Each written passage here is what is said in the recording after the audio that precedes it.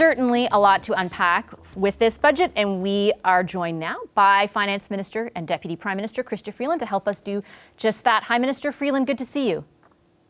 Hi, Vashi. Good to see you too, and welcome back. Thank you so much. I appreciate you making the time for this. I wanted to start off with actually a simple question. What did you say no to and why? Oh, Vashi, we'd have to talk for 5 hours. Actually, probably that wouldn't be enough for a whole day. Our government is very, very ambitious. My colleagues around the cabinet table are very ambitious. My caucus is ambitious. And what I said to them this morning when I unveiled the budget, I gave them an early peek. I said, every single idea you guys had is great. I'm a Liberal too. I love every single proposal. And Vashi, it's actually true. But I heard some of your intro. This budget is a fiscally responsible budget.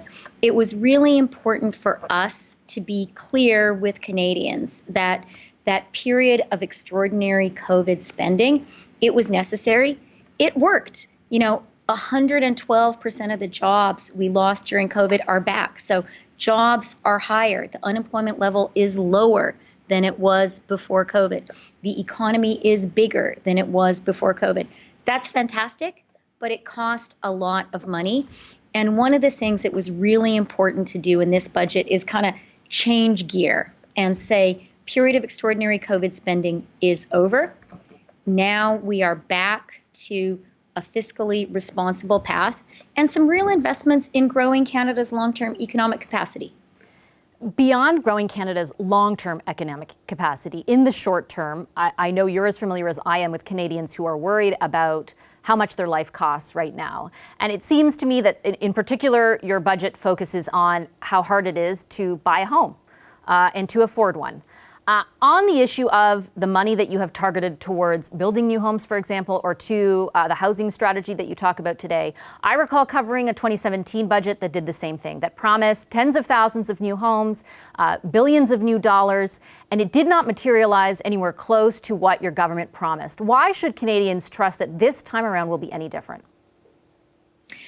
Well, Vashi, I actually want to start by using an adjective which maybe is not used that often by politicians, which is, I really want to say we need to have a humble approach to housing policy and a realistic one. And, when I stood up in the House a couple of hours ago, I really made a point of saying there is no silver bullet when it comes to housing.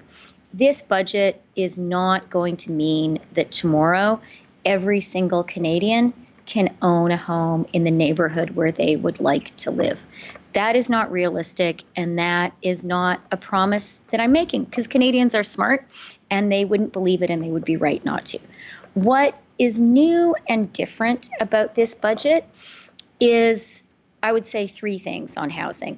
The first is it is based on a real recognition that the core housing challenge is supply. Our core challenge in Canada is we are a growing country. That's fantastic. We have the strongest population growth in the G7. But it means we need more homes and we have to build them faster. And this budget really puts forward some very new ideas on getting the homes built. We're not saying the federal government is going to build all the homes Canada needs. That is not the federal government's job, and we don't have the resources to do it. But we do know there are some log jams at the municipal level. And so working together with municipalities, with provinces and territories, there are some measures in here that we believe are really going to unlock the construction of new homes.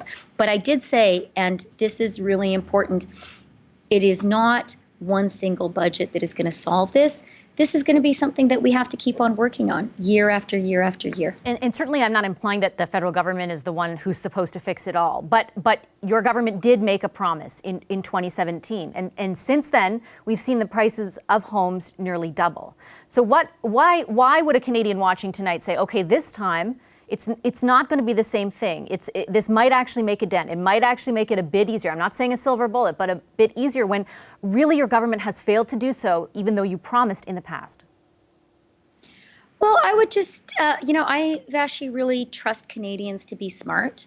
And I know that Canadians are going to look at the housing measures we have in this budget. They're going to recognize, as we do, this is a complicated problem. It's not one single thing that will fix it. And that's why we have a whole set of measures to work on it. And those measures are concrete and specific. Some of them are around getting more housing supply and sort of breaking through that logjam that exists that prevents homes from being built. Another set of measures is about addressing a challenge that certainly, my younger neighbors, younger members of my family have said to me they have, people I meet across the country say to me they have, which is it's really hard for younger people, young families to afford their first home. And so we've created a brand new way for people who want to do the right thing, which is save for your first down payment, to help them to do that. That's another set of policies. And then the third thing, which frankly I think is long overdue, is a set of tax measures that are designed to make sure that Canadian homes are what they are supposed to be, homes for Canadian families, and not a financial asset class for speculators or foreign buyers. Okay, I feel like I could ask a number more questions about what happened in 2017, but I do want to get to one other area of the budget, and that is around defense spending. A couple of weeks ago, your colleague, Defense Minister Anita Anand, was on our program. She said she was submitting to you 3 different proposals. One that would see spending hit the 2% of GDP target, one would see that it wouldn't hit it, and one that would exceed it. Why did you pick the one that would not hit it? So first of all, Vashi, I will never comment on what proposals were actually submitted to me and the Prime Minister by any minister. That would be entirely inappropriate. These conversations about building the budget are serious and they're tough. And they were especially tough this year because this is our year of changing gear from COVID emergency spending to fiscal responsibility. So I just want to be clear that that's the appropriate way for a finance minister to behave. When it comes to defense spending, I am one of the first people to recognize that Vladimir Putin's invasion of Ukraine has changed the world.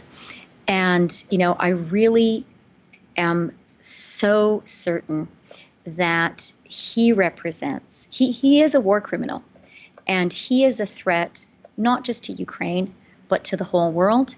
He has to be defeated. And the world is so lucky that Ukrainians are so brave and smart and tough and are fighting hard to defeat him. This budget absolutely recognizes that.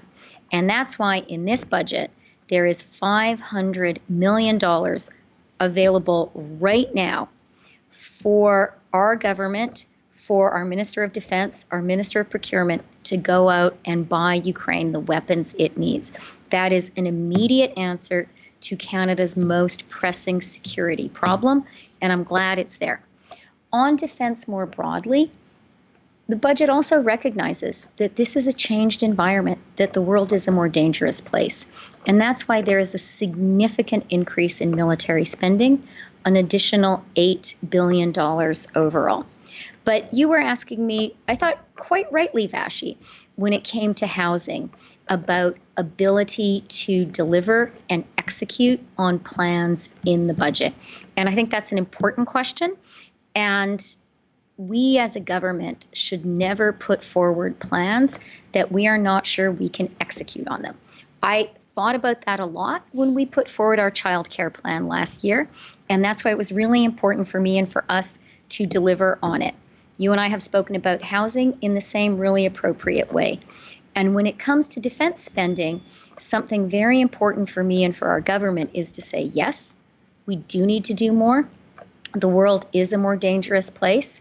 And we've said in the budget, we need a swift defense review to come up with an actual plan to beef up what Canada is doing in the defense space so that we're not just promising something, but that we know we can actually execute on it. I mean, I recall covering that plan that your government released a number of years ago. I remember it was in June. It was a hot day. That was supposed to be what your government did at that time. On the spending that you are actually doing, though, it's $6 billion to bolster Canada's own military. I understand the point about not wanting to, say I'm going to spend all this money and not know where it goes. But that brings us, let's say, to about 1.5%. I know that the target is what it is. Lots of people call it arbitrary. But essentially, we've seen our allies like Germany commit $100 billion extra to defense spending, given the threat that Russia poses, which has been underscored by this awful invasion of Ukraine. How do you look at your allies? What do you say to your allies when you say, well, we've got $6 billion extra to throw in there? Well, as you said, Vashi, it's actually an extra $8 billion on Canada's defense spending, and that's important, and that is really, really appropriate. You asked about our allies. Canada right now is rightly seen by our allies as one of the countries that is leading when it comes to the biggest threat we face right now, which is Ukraine. We are leading in NATO with our leadership role in enhanced forward presence in Latvia. I speak a lot with the Latvian Deputy Prime Minister, who also happens to be the Minister of Defense, and he absolutely recognizes that. So let me be clear. The world has become a more dangerous place. Canada is doing its part, and we have to do more. There is significant additional investment in this budget and a commitment to come back quickly with a deliverable, implementable plan to do even more. I have 10 seconds, and I know you have I just heard you say that Vladimir Putin is a war criminal, and I've interviewed a number of your ministers over the past few weeks, and they would not make that statement. Is that the position of the federal government, that Vladimir Putin is a war criminal? I said it standing up in the House today. Thank you, Minister. I said it in my budget. It's published in our budget document. Okay, thank you, Minister. Appreciate it. Hi, I'm Vashi Capellos, host of Power in Politics. See more of our show by subscribing to the CBC News channel or click the link for another video.